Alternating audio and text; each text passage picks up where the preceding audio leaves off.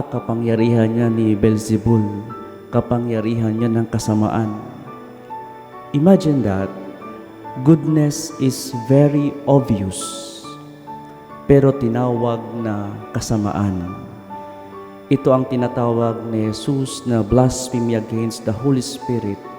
Hindi dahil nagkamali lang sila, kundi dahil isinara nila ang puso nila sa liwanag. Ayaw na nilang tanggapin ang katotohanan kahit harap-harapan na nilang nakikita ang tama. Mga kapatid, paano kung mangyari rin ito sa atin araw-araw?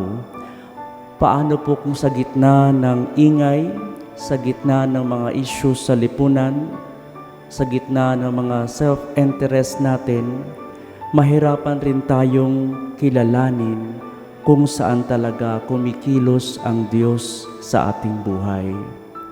Paano kung dumating ang panahon na hindi na natin nakikita ang gawa ng Diyos? Pinapaalalahanan po tayo na hindi lang magturo ng tama o ng kabutihan, kundi magturo o matutong kumilatis sa gawa ng Espiritu Santo.